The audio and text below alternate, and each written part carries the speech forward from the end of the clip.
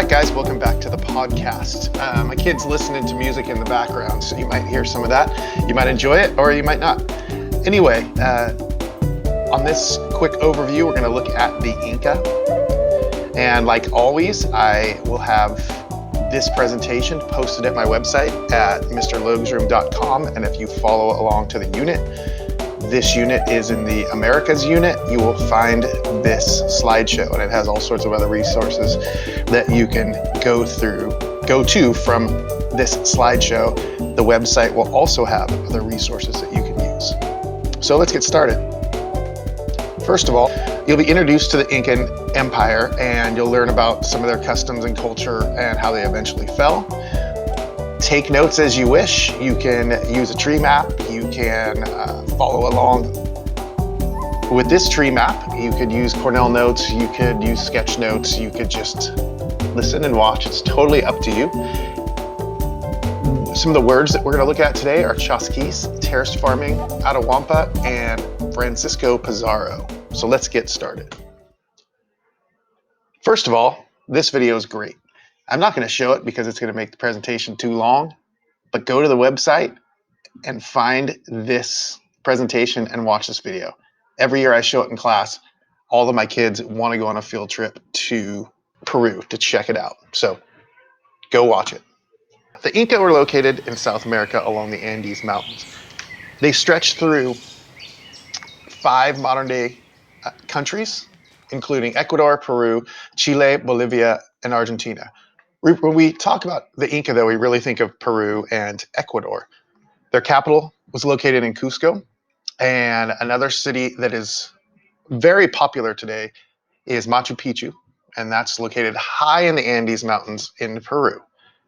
It was lost after the downfall of the Inca, and then finally refound by Hiram Bingham in 1911. There's a cool video attached to this, some drone footage that's pretty awesome. The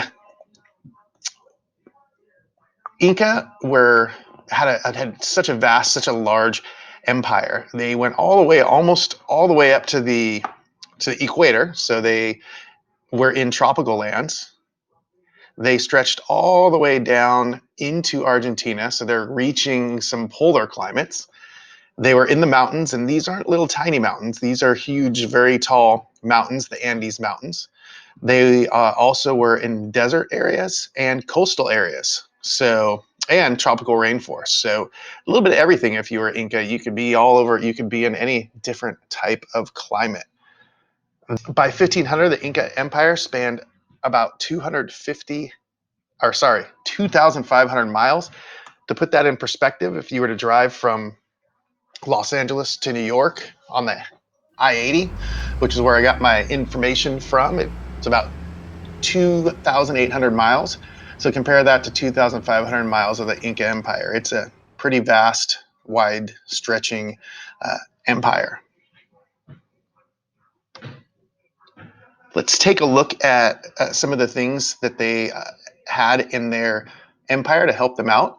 First of all, with farming, you can imagine farming in either dry desert land or on the side of a mountain might be difficult, and it is.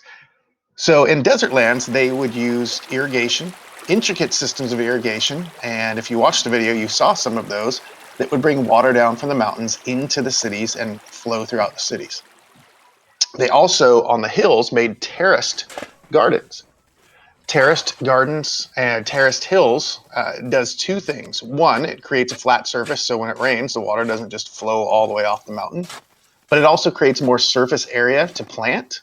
It also creates more surface area to build houses and build dwellings and things like that. Things they would grow were corn and quinoa and other produce. One big thing that they grew in Peru and in the Inca Empire were potatoes. And potatoes, as we know them, really did come from the Inca Empire. We associate potatoes with a lot of other places, but where we first started seeing these was after contact with Europe in what is the New World or the Americas. We started seeing the potatoes being shared back to Europe. I'm going to talk about Inca roads, but I want to talk a little bit about some of their achievements as far as building. I guess that encompasses roads as well. But they were very, very, very good stone builders. I'm going to go back a few slides.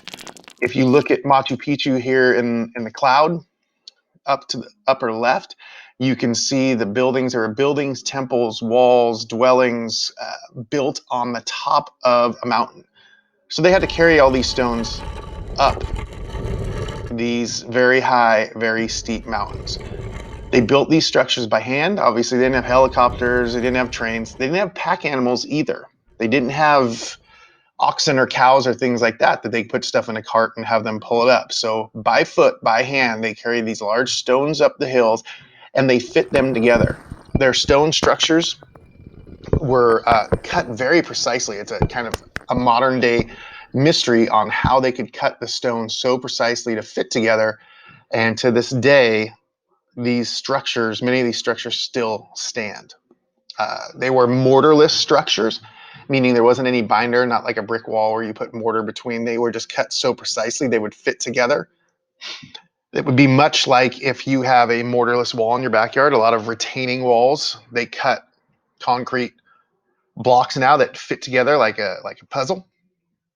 Same thing for pavers on driveways and things like that, and patios. They don't need to use mortar, they just fit together, and that's how a lot of these stone structures did. Now I'm going to pop back forward. Another big accomplishment they made were roads. They had a vast empire, so in order to trade, they needed somewhere to trade on, and those were their Inca roads. The roads were cut into the sides of mountains. They had switchbacks. They had roads that would go up the hills, down the hills, around the hills, through the hills. They were and again, these were all done by hand. They were excavated. They were cut by tools, wood tools, stone tools, and all created by hand. The Inca did not have a written language. So in order to pass messages, they had to do it orally.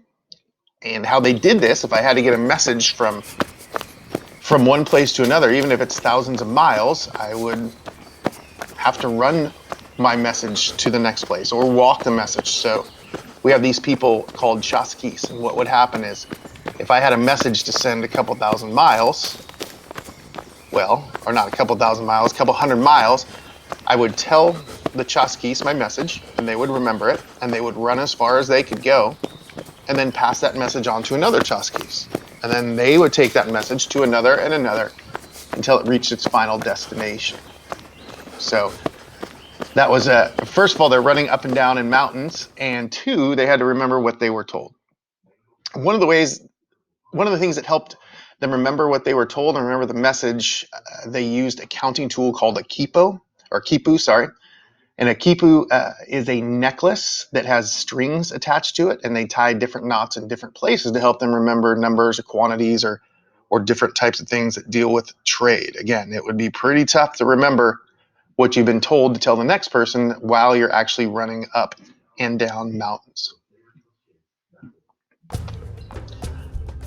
Next, we have Pachacuti. Pachacuti was looked at as the greatest leader of the Inca. In his 30-year reign, Pachacuti began the expansion of the Inca territory. He also reorganized the government and built the grand capital at Cusco.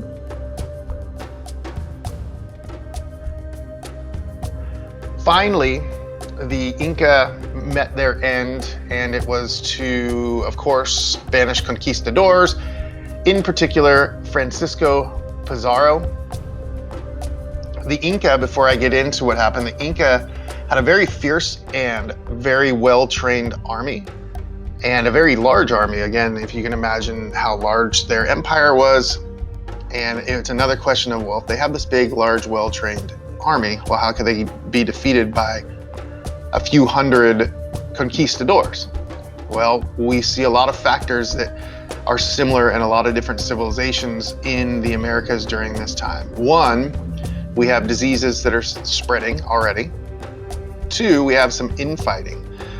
The leader, Atahualpa, at the time, was in the middle of a civil war, and he became the leader of the Inca by defeating his brother in the civil war. So you can imagine it wasn't very civil of a civil war. Many Inca died as a result of that civil war,